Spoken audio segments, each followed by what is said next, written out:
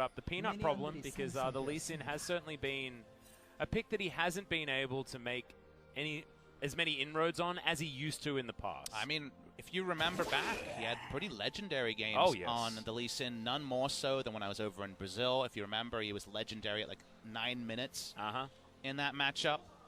Has definitely had pop-off performances on Lee Sin and was just, I believe, undefeated in 2016. I believe he was undefeated on the Rocks Tigers on the Lee Sin. And then Italy, I think, that year. Regardless, big win rates on both.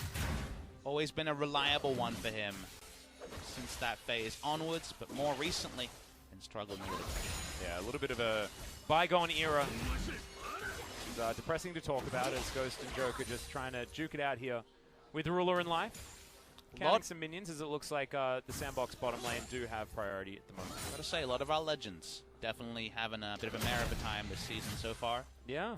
SKT KT has some of the most significant Korean pro gamers in League of Legends history, but right now that's a bottom of the table clash. We'll have that tomorrow. It's almost like Expendables versus Expendables 2, Pub Smithy. It's a very strange one. But always hoping for brighter times for some of our veterans. Zooming into this game though, Gen.G really confident on their scaling. Sivir, Azir, Gangplank, all of them spike as the game goes on, although Azir kind of cheats and has a really strong one-item spike, regardless of whether it goes Nashor's or into more of a burst build, like we've seen a little bit more recently. And while Corki gets into a good spot against Azir and Aatrox can do some things against GP, the actual natural laning phases much earlier aren't as comfortable for the Azir and GP. So there definitely will be a point where lull 3 losing lanes, but right now it's actually pretty comfortable outside of bot lane, being pretty Varus Tahm Kench favorite. Yeah. I do want to talk about this top lane though, because I think it is going to be pretty important to look at those nameplates like you do like to indicate, Papa, because the Aatrox is a different beast when it's piloted by Summit. He's probably one of our best Aatrox players in the entire league and has been for a very long time, as Ruler with a nice spell shield bottom side of the map denies any aggression, as junglers are going to face. Peanut looking for this Q onto Onfleek and will land it. Vision shield does come down as it's Onfleek that gets the Rift Scuttler. There's the safeguard just to stay in range, and Joker is going to come on over. He's trying to play on his weak side. No way for Ruler in life to impact the lane control. The reason why Lux is preferred with Sivir is that she can poke as a range champion, but also can help shove a lot more than a Braum. So you don't actually get to have a lot of say about where the laning phase is. So you can push up and go and help with the Scuttle more reliably. You can control the early game. But late game, tank supports have a very important role to play. So they have sacked a bit of lane control. That's why Lee Sin was being a bit cheeky, given that it was a weaker side when it comes to the 2v2 that he was jungling around. No steal available. Well, Summit's got a lot of minions available, as you can see. Back's going to come in from Cube just to get himself some more items to try and deal with this lane as best he can, but only has access to a Sapphire Crystal and a recharge on his Corrupting Potion. At least in last seen bot side, Sandbox showing a lot of respect in this area now that Jarvan's going for top Scuttle, so smart of them to not be trying to impact the minion wave. Does allow Ruler to catch up. He's about 3 CS behind. After this wave, it's all cleaned up. Someone gets down some deep wards. While GP can just kind of poke and be okay against Aatrox, Aatrox can also, with Jarvan, be a pretty formidable turret dive duo. So we'll see if that's on the recipe in the foreseeable future. Well, at the moment, Onfleek is on the top side of the map. But right now, there's wolves to be killed, obviously. I like that you could also just talk about weather in the kind of tone of phrase you were doing, and it would have fit one to one. There's a southerly breeze, or I guess a northerly breeze going on. I'm thinking that can be my retirement option. Really? You were thinking weather? Yeah, going potential weather. I thought we had the cricket commentary thing in the bag. Oh, that's retirement after all commentary. Oh. So it's a multi-step process. Okay. You're really weaning yourself off of your vocation, aren't you? Yeah. And maybe I'll just die before that, you know. Maybe I'll be one of those people that just never retires. Well, I don't pray for your death, but I do pray for more death in this particular series. Yep. Well, Cube getting close to it. Gets full combo. Imminent death. Yeah, he's looking to come down here. That's a decent knock-up. Good flash there from Ruler, though, and did use the spell shield very nicely, but that's successful gank. Coming in from Sandbox, starting off the aggression early. Exactly. Love to see it. There was just so high value EQ that something had to give. 2 summoners blown from that roam. Nicely done. And the first real proactive gank we've had all series, so appreciate it. I like that Life didn't use his flash to get out of the way as well and just used the stand beside me after Ruler had flashed out. However, still, getting that flash out of the Sivir means that Gen G won't have the kind of control that they may have been looking for. Wave going to equalize, back's going to come in, teleport there for Ruler, but Ghost also has his. As Bilgewater Cutlass is what he's decided to go for. Ghost starting with a shield instead of the Doran's Blade. Ruler's side, pickaxe and a longsword were collected. Double control ward as well for the Sivir. What sport do you think has the greatest degree of difficulty to commentate? Because I think there's two schools of thought. There's kind of simple mechanical sports where how do you like get more out of it? Like maybe you have to be super intrinsically linked to it to actually add value to what's happening. Like boxing, for example. Yeah. Like two people are punching each other. Everyone can see that. How do you make it captivating? Or there's, you know, League of Legends and other sports where a lot of things are always happening, where the camera can never catch everything. And how do you actually make that personal? Kind of an interesting question to wrestle with. Yeah, and then there's also like incredibly difficult things that are hard to comprehend, the right maneuvers as well, things like that. Can we comprehend this Infernal Drake fight? We'll have to find out. Teleport coming in, Life having to flash very early, and now Ruler is in trouble. That knock-up was stunning from Summit, who will just dive on top, calculates the timing of that spell shield very, very nicely, and we'll get that last hit of the queue. Does use all of his summoners, but that's going to mean another Infernal Drake, the fourth of the series here for Sandbox, if you're counting. Great start to this game. Exactly. Pre-10-minute kill, pre-10-minute Infernal. Sandbox Gaming feeling great about this pickup. And I watched the replay on our side. Now, Gen G tried to take advantage of back-timers, but TP back in from Ghost meant that he was in position for this. Kuzan not able to catch the Corki. Ruler thinks he's out, but the range there, just bigger than I could have comprehended on the Q. He just about clipped him. And remember, that's one of them sweet spots. Yeah, that was a real sweet spot from Summit. Amazing accuracy. Gen G are going to tidy things up, though, collecting this minion wave underneath the turret. If we have a look at turret plates, none of them have gone down so far, 8 minutes into this game. The items are going to get better and better here for Sandbox as they have won that first fight. The gold is approaching that 1,000 gold mark, and with an Infernal in their back pocket, this could be a Sandbox that can accelerate. I mean, you're looking at probably two of the best users of Infernal Drake as well in Varus and the Corki, both of them double scaling. Summit is on Epic, what they know that Peanut was on this camp. Yeah, looking for it. Didn't have Flash, remember, on the side of the Aatrox, but Safeguard is going to get Peanut out of there, and I believe he managed to take down his whole camp as well. Damn, that was a Jaws moment, though. Loved the eating death that was coming there, but nothing to be found. We'll be able to escape away. Peanut just trying to farm up, and sadly, this is kind of the Peanut Lee Sin game we were kind of anticipating. It almost got to the point coming into MSI, I guess I've said this on cast before, where it really felt like Lee Sin was watching LCK only, a level 6 jungler. Like, couldn't do anything pre-6, and then we saw Ning smiting ranged minions to hit Qs on Synders and turret diving, and you're reminded that the champion can be so much more, but when your fallback is always to farm rather than to fight, it does feel like a trap champion for Gen G. Well, Juve going to try and get back into a winning scenario here on the top side. On Fleek sneaking his way in to try and deny the GP. If you're wondering why other level 6 junglers actually fit Gen G better, it's they can initiate more reliably than at least in Sejuani, these other champions. They can press R and things start happening. And I was trying to find trends in Gen G's wins, and it was high crowd control and agency champions. The moment they get a bit more like this, games get a bit harder, it can get tricky. Wow, Onfleet going to stop that back. As you can see, Summit still looking for more. The Darkened Blade actually getting a lot of work done here. Onto Cuve. Cuve just looking tanky. There's going to be the knock-up, though, and there's the dive-in from Summit. All too easy with the passive proc. And Cuve dies with flash-up. I mean, to be fair, Onfleek, at the perfect time where Summit gave no indications jungles. They was literally leaving lane to put down a ward. Yeah. And Summit, Cinderhawk Jarvan knows his damage output, picks up the kill.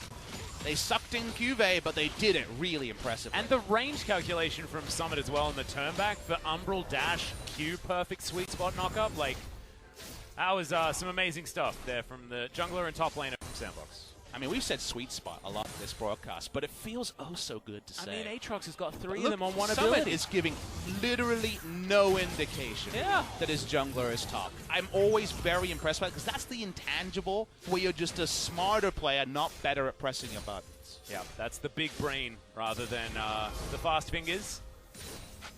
Joker and Dove hanging out as Joker's going to leave Varus to his own devices. You can see bottom side of the map is not where they really want to be, as they're looking to make a play onto Shelly. 11 minutes in would make sense. They already got QV killed. Now he's back with everything, so at least he doesn't have summoners down. You can definitely understand they have first rotation from bot lane. They're able to get the Herald first, and thus they do have wide control of the objective. Do remember the Tahm Kench ult nerf at level 1 means that you have to be pretty close to be able to Abyssal Voyage in. So for now, they are out of position for that objective.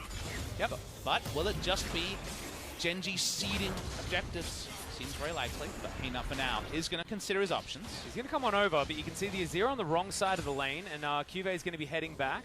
It seems Shelly's going to releash. It seems like Sandbox noted the Mountain Drake spawning in less than a minute and said, oh, well, we could get that, definitely. Or we could invest everyone to get the Rip Herald, probably.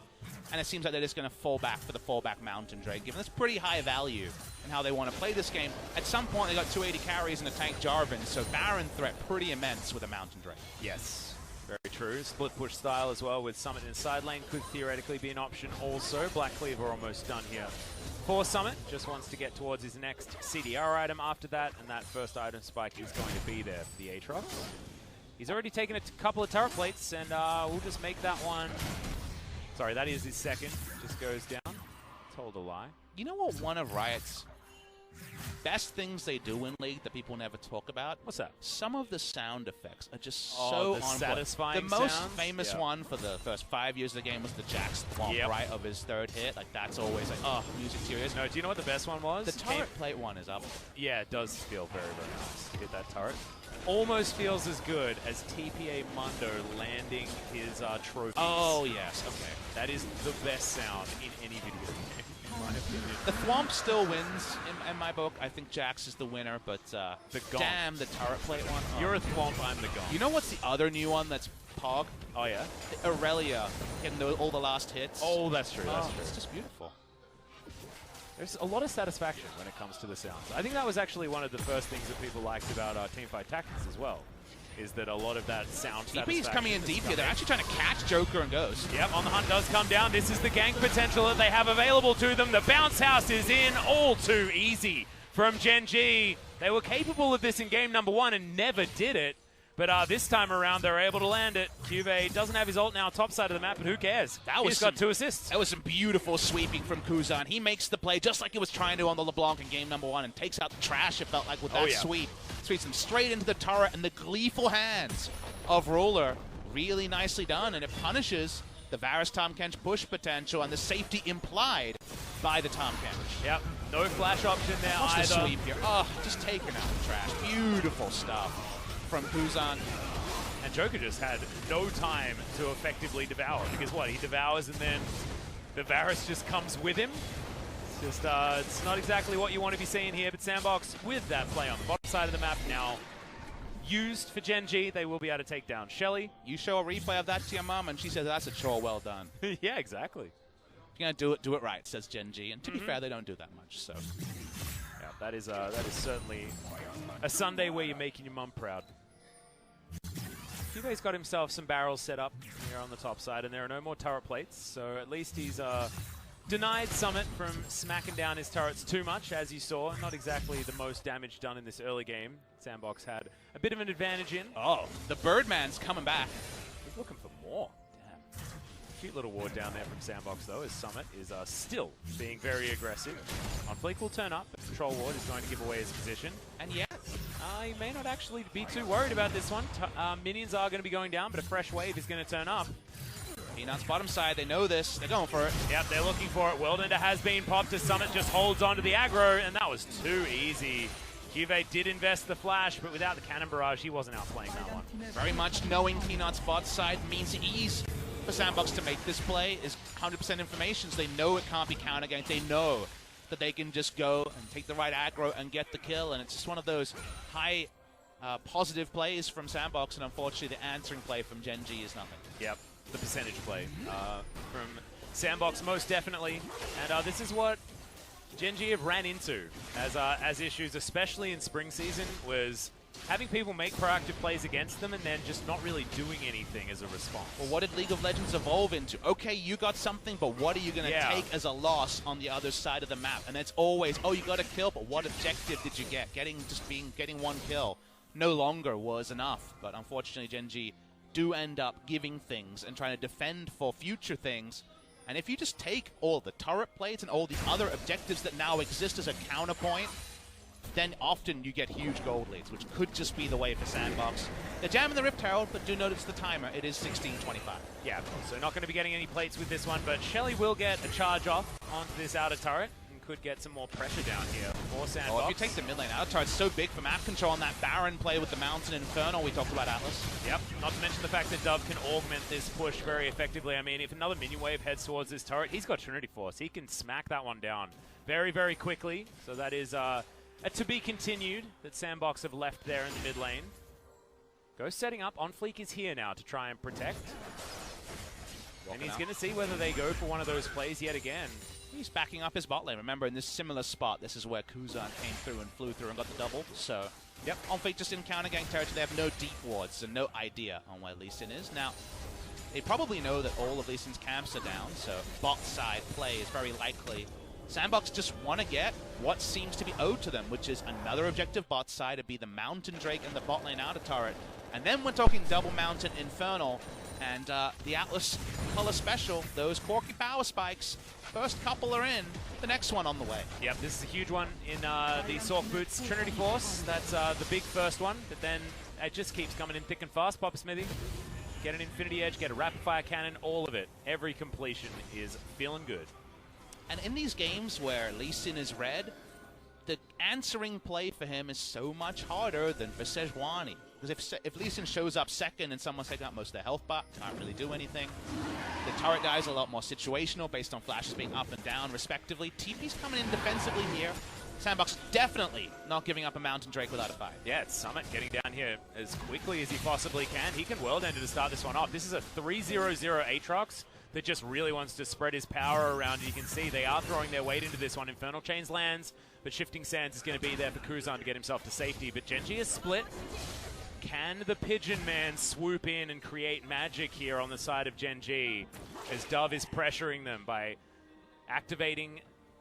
Oh, sorry, it's going to be taking down a Sun turret, so not exactly going to be getting super high value. They already managed to take down that outer turret, but he's still pushing forward, and the Aatrox is actually there to help out. They're on in a turret. They're thinking about trying to have their cake and eating it too, but the Emperor's Divide does absolutely nothing. Cataclysm is there, but it's just going to create space. Peanut gets the kick, but the Devour timing was too good from Joker.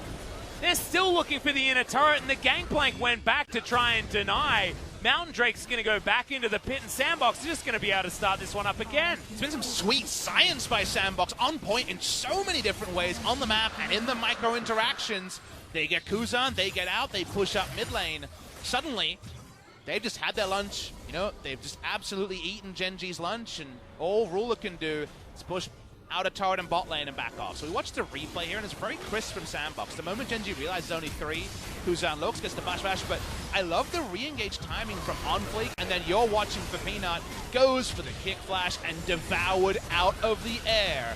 Now that is a Tom Kench can get behind. Yeah, that's some old man mechanics that I'm all about as well, Papa Smithy. This is called supporting your local mechanic, you know, the old guy that just knows your own town mechanic. In and out. Yep, yeah. That's what I'm all about. Definitely pay him another visit. Don't go to one of these new fandangle mechanics. Let me tell you something about Joker. You might see the Tom Kench think, okay, you know, he's fallen back in tank supports like other players' mechanics might have escaped them. An older player had some mechanical misfires in spring. I thought his Pike was pretty good. I thought a lot of his mechanical plays have leveled up in summer, and we know he's a big reason that their shot calling is so strong. So at some point, he's just one of our best supports. Yeah. Remember, he was the support that had like a 3-champion champ pool, right? Yeah. In the Galio, Shen, and Tom Kench. Yeah. That was his spring, almost entirely, and now really has jumped out of that. And what do all those 3 champions do? They allow you to use your superior knowledge of the game to be in the right position first. Yes. They can make plays happen, but realistically, he was much more known for his map play and the ability for the 1-3-1 with Dove, Zakali, and a side lane big champion coming through from Summit to find advantages, but he's actually getting those more selfish picks rolling, so Big compliments to Joker. Enjoying it. And Summit, 3 kills and also a healthy CS lead. He's having a bit of a buffet in the 1v1. That was a high-value phosphorus bomb, everyone. As Dove is going to know that there are 3 members towards the top side, not going to check more. And cleans out the mini-wave very easily. That is a lot of Gen.G's resources now just doing nothing on this map. Yeah, the control wards allow them red side control, but Sandbox aren't threatening Baron just yet, so this means that Peanut and Life are running kind of unseen between top and bot, but they get there and it's like, well, what now? And again, very unlikely setups around a Corky with Flash Up. Best of luck catching him. Yeah. And Summit can just continue the 1v1 pain. Now, he can't really kill this turret without help, just because GP has a lot of wave clear at this point. A lot of happy feeding from Gen.G between the lanes. They're not gaining anything, but they're definitely racking up the miles. They're running around that big oval, but unfortunately they're not impacting the play. Yeah, they're doing the laps, but it's not time for drills. We're actually in the main game. Obviously, maybe that's how it's sort of working. 4,000 gold is going to be what that spells in the advantage of Sandbox, as Summit's going to extend that even further. About 5,000 heading into 22 minutes is a great news story if you're a Sandbox fan, and look at their line of control wards. Just creating the breadcrumbs towards the Baron pit, which is exactly what they want to be fighting for. Gen.G do have that red side access to the pit with their cheeky little control ward over the back, but this Baron can go down extraordinarily quickly. Sandbox have not only incredible champions for doing consistent damage, but also double Mountain Drake. This is like 2-man potential and then some, with almost any 2 champions, not including Tahm Kench, that they have. And let's say they don't play the map ideally and it ends up being a 5v5. Look at the item disparity between 2 team-fighting top laners. Oh no, Aatrox has a boatload of items, yeah. and GP has the sad man's Trinity Force Executioner's Calling. Like, this Aatrox is primed for a pentakill. Yep. He is ready. And also, he's already got all of the kills for his team so far, or at least most of them. As Gen.G, they have no right just walking up to this river, even with a couple of members in the mid lane, because Joker can turn up in the nick of time with his Abyssal Voyage. He's still looking for rank 2 on that flank. As, yeah, okay, someone's going to turn up. Can't go in disconnected, remember. This is not fed old Aatrox where you just do it with your face and start everything off. He has Dove to be a has bit more the package. situational. That's the thing. That's why they're looking to try and force right now. As he saw, uses it to try and get himself back into this mid lane, and that's because it was running out. So a little bit of a missed opportunity there for Sandbox, but Gen.G playing around the Sandbox resources very nicely, is on fleek. Flags and drags, gets himself out of the way, but does at least lose half of his health bar. Forcing down one lane right now. They're not using Aatrox on the bot side. It's relieved a bit of pressure from Gen.G. That gets them to be able to regroup. And it's frustrating. This is a turret siege around a temporary turret. That's the annoying thing Azir can do. Yeah. Allows you to cheat macro a little bit. Gen.G can walk up in a scenario they wouldn't be able to if there's any other champion on the Rift. But Sandbox are feeling frisky. Yeah, there's going to be the Chains of Corruption going down. Ruler does break them as we're going to get the flag and drag. On Fleek dives into the front line. They're trying to escape, but they're all clumped up. Perfect for Summit, but he's down very, very low. Another Emperor's Divide flashed from Joker. And he eats some grey health to try and keep him alive. The Sand Soldiers and Ruler are able to take down the Catfish. But that is going to be the 1-for-1, and they still have so much damage available. Low health bars on both sides. But I'd still say it's a relatively even trade, support for support. Bit of a trip up in execution for the first time this game from Sandbox, playing the mid lane ARAM play rather than mid. Oh boy. Yeah, Dove just gets the Valkyrie, gets in there. Ruler now has to be careful as well. You have to, respect this Corky from the mid lane. You've only got 1 spell shield. You're going to need about 7 in a very, very quick series of time. And there's nothing toothless. There's no Gorgie here. This is just Earth on a warpath in the mid lane. Before he got all the spatulas in Teamfight Tactics Pub Smoothie. He absolutely did, and that makes him a pretty happy man. Dove walks up, steals an Infernal Drake. Sandbox very lazy in how they played the map because the Sun turret was frustrating them. They needed that down to make the play where they grouped in mid lane and fell back to an Infernal. But they get the kill on the end. They get the Infernal as well, so they still get everything. Yeah, can I talk about some item spikes here, though, Papa Smoothie? Because there's a whole bunch of them. We've got the Guardian Angel now completed, an extra BF sword here for Dove on top of the first 2 items that he has done as well. This is a gigantic Corky. Not to mention, Ghost is doing a lot of AoE damage right now. Can we please give some balanced analysis? Don't forget, Jorum's Fist picked up for GP, so he's rolling as well. Oh, that's true. Sick Jorum's. No, he's still scaling. Still got to stack up that that HP. Give me that HP. Ooh. Give me that free Ruby Crystal. Get into a side lane, QV. What are you doing? Ruler's not going to let you have any of this farm. You got to stack that Durham's Fist. At least Riot's trying to make this game spicy and like, let's make it double and triple Infernal games. Yeah, and that's a pretty high roll for Sandbox here as QV does break the chains, but it's feeling like that is the least of his worries at this stage. He's on the cusp of being Flame Horizon. Does the lore establish who Joram is or what Joram is? Because at least Doran they kind of explain, but I don't really know who Joram is. Maybe he's like the budget items guy. But he has a very notable fist, apparently. Yeah, that's true. Like, you know how you've got like multiple different like supermarket brands like Target and Walmart and stuff like that? Maybe Durham's like, he's the Walmart. Which Aussie one would he be? He'd be Coles. Oh, I'm a Woolworths man, you know? You're so classy. Yeah. I was very surprised when I went overseas and Woolworths didn't actually have a supermarket part. It was actually just the outlet mall kind of thing. Oh, really? Not every country, but some countries. Wow, I didn't know that. I thought Woolworths was just an Aussie thing. Not Target, you're saying. Target. Very classy. Yes, very close. That's where I do all of my shopping. Well, I make sure that I'm up the and Coles fast. fist here is not what he wants. He needs more than that. He definitely needs at least the ability to not be all end under turret. I can't believe Ruler's still got his Woolworths blade. I'm so happy. You can see like Ghost sold his.